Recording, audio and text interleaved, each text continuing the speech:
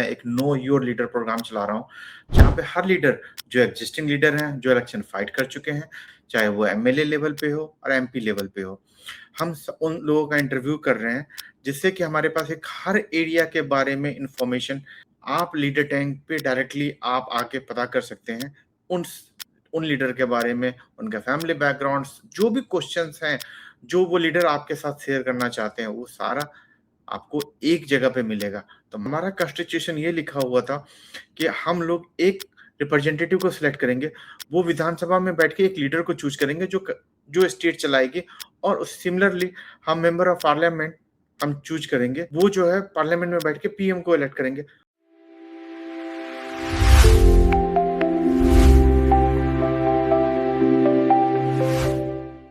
Hello friends, आज मैं एक नया सीरीज स्टार्ट करने वाला हूँ, जिसमें मैं लीडर टैंक के बारे में बताऊंगा कि आइडिया क्या था लीडर टैंक एस्टेब्लिश करने का। तो सो दैट आप भी समझ पाएं कि लॉन्ग टर्म विजन क्या है। ऑब्वियसली अभी हम लीडर को ऑन बोर्ड कर रहे हैं। लीडर को मैं एक नो योर लीडर प्रोग्राम चला रहा हूँ, जहाँ पे हर लीडर जो एग्जिस्टिंग लीडर हैं, जो इलेक्शन फाइट कर चुके हैं या जो फ्यूचर में फाइट करना चाहते हैं, चाहे वो एमएलए लेवल पे हो और एमपी लेवल पे हो, उन लोगों का इंटरव्यू कर रहे हैं, जिससे कि हमारे पास एक हर एरिया के बारे में इंफॉर्मेशन एक हो कि अगर आप किसी भी एरिया में रहते हैं, राइट, और आपको पता करना है कि मेरे एरिया का एमएलए क्या कौन है और एमपी कौन है, और या पिछले इलेक्शन में कौन-कौन लोग फाइट किए थे, उनके बैकग्राउंड के बारे में, और जो अगले इलेक्शन में फाइट करने वाले हैं इलेक्शन के टाइम में, आप उनके बारे में जानना चाहते हो, तो ऐसा नहीं है कि आपको अंदाज़ा लगाना पड़ेगा और आपको ढूँढना पड़ेगा।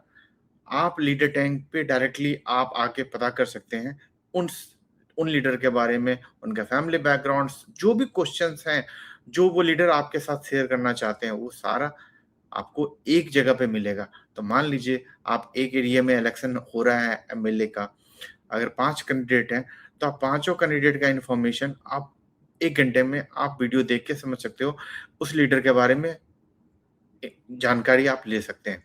तो ये हमारा मकसद है लीडर टैंक पे। और दूसरा हमारा मकसद है कि डेमोक्रेसी में फाइनली हम किसी पार्टी को सेलेक्ट हमें कहने के लिए कहा जाता है, जो कि गलत है। हमारा कॉन्स्टिट्यूशन ये लिखा हुआ था कि हम लोग एक रिप्रेजेंटेटिव को सिलेक्ट करेंगे, वो विधानसभा में बैठ के एक लीडर को चूज करेंगे जो स्टेट चलाएगी, और सिमिलरली हम मेंबर ऑफ पार्लियामेंट हम चूज करेंगे, ठीक है? एंड वो जो है पार्लियामेंट में बैठ के पीएम को इलेक्ट करेंगे। उसमें कुछ प्रॉब्लम है हायरार्की में, लेकिन हम उसकी बात नहीं करते। हम केवल एमएलए और एमपी को इलेक्ट करने का जो सिस्टम है कि हम पार्टी के नाम पे ही केवल वोट देते हैं। हम उन एमएलए और एमपी को भूल जाते हैं। आप अभी तक आप याद कीजिएगा कि आपने अभी तक जितने बार भी वोट दिया है, आपने किसके नाम पे वोट दिया है? पार्टी पे या कैंडिडेट पे?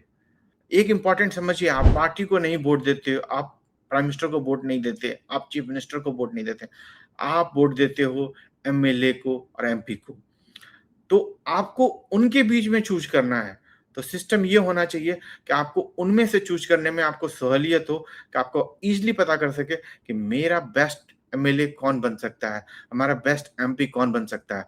ये पहला स्टेज है अगर हम अपने डेमोक्रेसी को ठीक करना चाहते हैं। आप चाहते हैं कि प एमएलए और एमपी आपको रिप्रेजेंट करे, आपको आके जवाब दे, तो आपके लिए पहला एक इम्पोर्टेंस है कि आपको उसको उनको इंश्योर करना पड़ेगा कि आप उन एमएलए और एमपी को इलेक्ट करें जो आपको रिप्रेजेंट करते हैं। तो जब ये आप हायरार्की मेंटेन कर पाओगे, तो ऑब्वियसली आपके लीडर आपका क्वेश्चन पार्लियामेंट में और विधानसभा में उठा पाएंगे। तो यही लीडर टैंक का मकसद है। तो हमारा आइडिया है सारे leader irrespective of party line, एक तो उनका एक्सपेंस कम हो जाए, कि सो दैट कि हर नए लोग इलेक्शन लड़ सके, ठीक है? वो पब्लिक को रिप्रेजेंट करने का दावा ठोक सके। ये नहीं कि उनको करोड़ों रुपए लगते हैं, इतने बड़े-बड़े चीज़ें ऑर्गेनाइज़ करनी पड़ती है, टाउन हॉल ऑर्गेनाइज़ करना पड़ता है, जो कि काफ़ी हेवी वर्क है। अगर हम इन चीज़ों को ऑनलाइन ला पाए, लोग घर में बैठे हुए अपने नेता को सुन सके, और नेता अपने घर में बैठे हुए पब्लिक को बता सके कि मैंने 6 महीने में क्या काम किया है, मैं क्या क्वेश्चन उठा रहा हूँ, और सो दैट पब्लिक के पास एक पूरा इन्फॉर्मेशन हो ये जज करने का कि मेरे लिए अच्छे लीडर कौन होंगे। अब before going in more detail, मैं आपको ये बताना चाहता हूँ कि ये अचीव कैसे होगा, ठीक है? ये हम थ्योरी तो है, तो हम अचीव कैसे करेंगे? एक कि लीडर टैंक का ये मकसद है, सभी लीडर जो उस एरिया के एमएलए जो एक सीट है जिसके लिए वोटिंग होता है, जिनके बीच में हमको चूज़ करना है, वो सारे लोग एक प्लेटफ़ॉर्म पे आए, एक टाइम पे आए और वो अपने बीच में डिबेट करें कि हर 2 मिनट का हर कोई इंटरवल मिलेगा, अपनी बात वो रख सके एंड सो दैट आफ्टर 1 घंटे के डिबेट के बाद जनता को ये अंदाज़ा हो कि हमारा बेस्ट एमएलए कौन बनने के लिए मतलब एलिजिबल है और कौन एमपी बनने के लिए एलिजिबल है। तो उसको हम अचीव कैसे करेंगे? तो जैसे आप यहाँ पे अभी कम्युनिटी पोल दे सकते हो। तो सिमिलरली हम ये किया करेंगे कि जब एमएलए और एमपी के लेवल पे हम जाएँगे, अभी तो मैंने केवल पोल इंडिया लेवल पे स्टार्ट कर रखा है। तो जैसे पहला पोल है जो गवर्नमेंट के साइड है या अपोजिशन के साइड में है, तो जैसे ये पहला है कि अपोजिशन साइड में जो अभी जो लोग भी अपोजिशन को रिप्रेजेंट कर रहे हैं, उनमें से आपको कौन-सा लगता है कि बेस्ट प्राइम मिनिस्टर हो सकता है 2029 के बाद? ठीक है? सो दैट कम से कम अपोजिशन में एक चूज़ किया जा सके और सिमिलरली दूसरा पोल है कि गवर्नमेंट के साइड ऑब्वियसली नरेंद्र मोदी जी अभी पीएम है, तो उनको इस चीज़ में कंपेयर करना भी अच्छी बात नहीं है। ऑब्वियसली उनके भी एज हो चुके हैं। आइडियली उन्होंने 3 टर्म सर्व कर लिया है and that should be enough. I think 2 term या 3 टर्म के बाद नॉर्मली पीएम और सीएम को रिज़ाइन कर देना चाहिए, क्योंकि नए लोगों को मौका देना चाहिए कि वो आएँ और अपने भी काम प्रूव करें। That is the democracy. ऐसा नहीं होना चाहिए कि एक ही आदमी कंटिन्यू करता रहे। बट फिर भी जो गवर्नमेंट के साइड से है, उन लीडर के पास लिस्ट है कि आप इनमें सेलेक्ट करके बताएँ कि कौन-सा आपको लगता है कि इंडिया के टॉप लीडर विज़न हो सकते हैं। तो जब आप इस पोल में आके आप पार्टिसिपेट करेंगे, तो सिमिलर पोल जो है हम एमएलए और एमपी के लेवल पे भी किया करेंगे टाइम टू टाइम। हर 6 महीने में जब उनके डिबेट हो जाया करेंगे, तो हम इसी तरह का पोल करेंगे। तो जब आप पोल में पार्टिसिपेट करेंगे, जैसे मैं जस्ट एग्ज़ाम्पल ले लूँ, मान लो कि राहुल गांधी मुझे सबसे अच्छे पसंद है। तो जैसे ही आप सिलेक्ट करोगे, आप यहाँ देख सकते हो कि राहुल गांधी को हमने दे दिया। तो यहाँ आप जिस ऑर्डर में सिलेक्ट कर रहे हो, उसी ऑर्डर में उनको नंबर मिलता है। तो इन राहुल गांधी को आपने पहले सिलेक्ट किया, तो सबसे ज़्यादा नंबर मिलेगा। मान लो आपने अरविंद केजरीवाल को अगर सेकंड सिलेक्ट किया, तो उनको उसके बाद नंबर मिलेगा। तीसरा नंबर आप किसको देना चाहते हो? मान लो कि आप प्रियंका गांधी को देना चाहते हो, तो उनको मिलेगा। फिर आप शशि थरूर को देना तो ये आइडिया ये है कि अभी तो ये केवल सैंपल टर्म पे कंट्री लेवल पे हम बता रहे हैं, बट ये हम एमएलए और एमपी के लेवल पे हर 6 महीने में कैलकुलेट करते रहेंगे, जिससे लीडर को भी ये फीडबैक मिलता रहे कि मेरे डिबेट करने के बाद जनता का पर्सपेक्टिव क्या था और जनता को भी ये याद रहे कि हर 6 महीने में मैंने कितने रैंकिंग दिए हैं, ठीक है? जिससे कि जब इलेक्शन के टाइम में हो, उनके पास ईज़िली टॉप 2 एंड 3 लीडर्स उनको ऑलरेडी आइडेंटिफाइड हो, जो कि फाइनल डिबेट में वो डिसाइड कर सकें। ठीक है? तो आइडिया ये है कि अगर आप यहाँ पे देखोगे तो आप अस्यूम करो कि हमने एमएलए और एमपी को रैंकिंग दे दिया, ठीक है? एंड उसके बाद हम जैसे ही सबमिट करते हैं, ठीक है? तो आपको उन सारे लोगों का, ठीक है, जो अदर लोगों ने वोट दिया है, आपको उनका रैंकिंग भी दिखेगा यहाँ पे, ठीक है? तो जैसे आप यहाँ पे देखोगे, ये सारा जो पॉइंट है, ठीक है? उसको समराइज़ करने के बाद और आपका पॉइंट मिलाने के बाद भी, ठीक है? क्या रैंकिंग आया, वो आप यहाँ के देख सकते हो। इससे ये होगा कि जब लॉन्ग टर्म में आप एमएलए और एमपी को जब इलेक्ट करना चाहते हो, तो हर लोगों ने सुनने के बाद क्या फीडबैक दिया है, आप ये देख सकते हो। आप पहली बात तो वोट भी दे रहे हो, आप सर्वे में पार्टिसिपेट कर रहे हो और सेकंड आप दूसरे लोगों का भी वोट देख सकते हो कि बाकी लोगों ने भी कैसे किया है। तो जैसे आप देखोगे, तो अभी जस्ट मैंने जो फीडबैक सबमिट किया है, ठीक है? तो वो आप देख सकते हो कि मैंने अभी रैंकिंग क्या दिया और बाकी लोगों का भी आप देख सकते हो, जिससे कि आपको अंदाज़ा हो कि बाकी लोगों ने भी किन-किन लोगों को वोट दिया, तो कुछ जो लास्ट के वोट हैं, वो आप देख सकते हो। तो इससे क्या होगा कि आप एमएलए और एमपी के लेवल पे आप डिसाइड कर पाओगे और वो डिसीज़न कैसे होगा, ये पेज मैंने अभी बनाया नहीं है, बिकॉज़ अभी बहुत सारे लीडर अभी भी हमें बोर्ड करने हैं, इसलिए पेज अभी भी अंडर डेवलपमेंट है। पर फाइनली जब आप बार-बार इलेक्ट करते रहोगे, तो उनके पास एक टोटल स्कोर आएगा। तो अभी तो ये केवल इंडिया लेवल पे है, बट ये स्लोली हर हर डिस्ट्रिक्ट, हर हर विधानसभा का जो एरिया है, उस जो भी आप अपना एरिया सेलेक्ट करोगे कि मेरा ये लोकेशन है, तो उसके लिए आपको ऑटोमेटिकली आपको जैसे इंडिया लेवल पे सभी को दिखेगा, फिर स्टेट लेवल पे दिखेगा, फिर उनके डिस्ट्रिक्ट लेवल पे दिखेगा, फिर विधानसभा। तो आप ऑलरेडी रैंकिंग देख सकते हो और फिर किसी भी लीडर के बारे में आप ज़्यादा जानना चाहते हो, तो आप उनके पेज पे जाकर के आप देख सकते हो। तो आइडिया ये है कि एक एक प्लेटफ़ॉर्म हो जहाँ पे आप आकर के हमेशा लीडर के बारे में जान सको, ठीक है?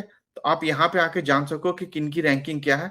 एक इससे क्या होगा कि स्लोली लीडर अकाउंटेबल होंगे, उनको इंश्योर करना पड़ेगा कि मैं जाके जनता लीडर डेक पे जाऊँ, पार्टिसिपेट करूँ एंड जो मैंने 6 महीने में पिछले काम किए हैं और अगले 6 महीने में जो काम करने वाला हूँ, वो बताऊँ और जो अदर कन लोग हैं, ठीक है? जो वहाँ पे और इलेक्शन फाइट करना चाहते हैं, वो भी उस डिबेट में पार्टिसिपेट करेंगे, जिससे आप दोनों लोगों का विज़न सुन सकते हो एंड आपको हर 6 महीने में थोड़ा-थोड़ा टाइम डिवोट करके आपको एक अच्छा आइडिया लग सकता है कि मेरा इस बार के एमएलए जो है या एमपी हैं वो कैसा काम कर रहे हैं और अगर वो आपको उससे ज़्यादा कोई अगर आपको अच्छा दूसरा कैंडिडेट अगर अच्छा लग रहा है, तो आप उनको भी सुन के आप इंप्रेशन कर सकते हो, आप अपना बना सकते हो धीरे-धीरे कि ये लोग अच्छे हैं।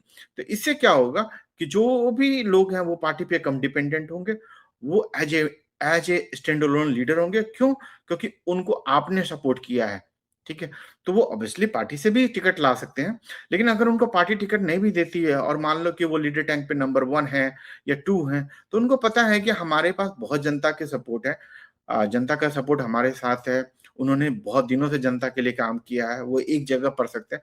तो वो बिना पार्टी के टिकट के भी एज़ ए इंडिपेंडेंट भी फाइट कर सकते हैं और जैसे-जैसे हर लीडर के पास अपना वोट बैंक भी बहुत बड़ा होता जाएगा, तो वो ऑब्वियसली अपने पार्टी के लीडर को भी वो क्वेश्चन कर सकते हैं and that will be the real democracy. तो मैं तो यही कहूँगा कि आप लोग अपने लीडर को बताएँ कि please participate in leader tank और आप अपना प्रॉब्लम जो है लीडर टैंक के जो भी जभी भी हम एरिया का वीडियो डालेंगे, तो आप उसपे कमेंट करें कि मैं इस एरिया में रहता हूँ, मेरी ये प्रॉब्लम है, ठीक है? या मेरे को अपने एमएलए से ये शिकायत है या क्या मेरे एमएलए ये काम करके दे सकते हैं? तो आप जब उस पे कमेंट करोगे, तो ये एक इन्फॉर्मेशन जो है मेरे पास रहेगा और जब भी हम उस एरिया के लीडर के लिए जब हम इंटरव्यू करेंगे नो योर लीडर, तो हम वो क्वेश्चन भी पूछ सकते हैं, ठीक है? कि आपका उस पे क्या विचार है, ठीक है? अगर अभी गवर्नमेंट में है, अभी एमएलए हैं, तो हम उनसे पूछ सकते हैं आप कब तक कर सकते हैं, क्या कर सकते हैं? और अगर वो एमएलए नहीं है, तो हम उनसे भी विचार पूछ सकते हैं कि अभी के एमएलए कर सकते हैं, नहीं कर सकते हैं। तो इससे क्या होगा कि एक पर्सपेक्टिव धीरे-धीरे जनता को मिलने लगेगा, लीडर को भी एक लगेगा, कि अब जनता मुझे डायरेक्टली वोट करती है, मेरे विचार पे करती है, मेरे काम पे करती है, तो वो भी आपकी बात सुनना शुरू करेंगे, नॉट कि पार्टी के बारे में सोचेंगे। और पार्टी कोई बुरी नहीं है, अगर पार्टी के अंदर में भी अगर डेमोक्रेसी आ जाए कि वो जिसको भी टिकट देते हैं, वो पूरे अपने सारे जो उनके मेंबर हैं, जो सपोर्टर हैं, उनसे वो पूछ करके, उनसे वोटिंग करके अगर वो टिकट दें, तो बहुत अच्छी बात है। लेकिन वो तो हो नहीं रहा है। आजकल आप भी सुन सके जानते हैं कि पार्टी में टिकट कैसे मिलता है एंड वो एक अलग प्रॉब्लम है। लोगों को ये भी नहीं पता है कि मैं फाइट करना चाहता हूँ, तो क्या-क्या चीज़ें मुझे क्रॉस करने के बाद मुझे टिकट मिलेगा। तो एक प्योरली इनविजिबल सिस्टम है, वो चाहे मनी से चले, मसल पावर से चले या जिस तरीके से भी चलता है, ना एमएलए को पता है, ना आपको पता है कि अगर मैं लीडर बनना चाहता हूँ, तो मुझे टिकट कैसे मिलेगा। बस ये कहा जाता है कि आप घूमते रहो, एरिया में काम करते रहो, आप अपने पार्टी के लिए काम करते रहो एंड आपको टिकट मिल जाएगा और फिर लास्ट में पता चलता है कि 10 साल काम करने के बाद, 15 साल काम करने के बाद भी आपको कभी फीडबैक भी नहीं मिला और आप कभी लीडर बन भी नहीं पाए।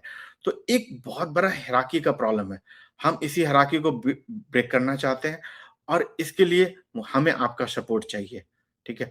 अगर आप अपना प्रॉब्लम लिस्ट करना शुरू करेंगे हमारे वीडियो पे, हम उन सारे वीडियो का प्रॉब्लम जो है इकट्ठा करके हम जमा करेंगे एरिया वाइज़ सो दैट जब भी हम लीडर का डिबेट करेंगे, हम वो क्वेश्चनों को पूछ सकें। तो आपका पार्टिसिपेशन सबसे ज़्यादा ज़रूरी है। आज के लिए मैं इतना ही शेयर करना चाहता हूँ। बाकी और सारे क्या विज़न है, वो हम फिर से बात करेंगे। लेकिन ऐज़ मैंने बोला है कि सबसे ज़्यादा इम्पोर्टेंट है आपका पार्टिसिपेशन। और सेकंड, हर डिस्ट्रिक्ट के लिए हम एक कोऑर्डिनेटर का प्रोग्राम भी लॉन्च करने वाले हैं, जो कि एक पूरा वॉलंटियर प्रोग्राम है। आपको लगता है कि आप लीडर बनना चाहते हैं या आप लीडर नहीं भी बनना चाहते हैं, आप एक रिस्पॉन्सिबल सिटीज़न हैं, तो आप अपने डिस्ट्रिक्ट का कोऑर्डिनेटर बन सकते हैं। कोऑर्डिनेटर की मेन रिस्पॉन्सिबिलिटी होगी कि वो जो भी उस एरिया में विधानसभा है, जो उसके इलेक्शन पहले फाइट कर चुके हैं या फाइट करने का इच्छा रखते हैं अगले इलेक्शन में, उनसे वो बात करे, उनको अ, इंच उनको इंस्पायर करे कि वो नो योर लीडर प्रोग्राम में आएँ और वो अपने बारे में बताएँ कि अपने बैकग्राउंड के बारे में, अपने पॉलिटिकल बैकग्राउंड के बारे में, वो राजनीति क्यों करना चाहते हैं, राजनीति करके वो क्या बदलना चाहते हैं। आप लीडर को ऑनबोर्ड करना शुरू कीजिए पोर्टल पे और डेमोक्रेसी को मजबूत बनाने के लिए मदद कीजिए। Thank you.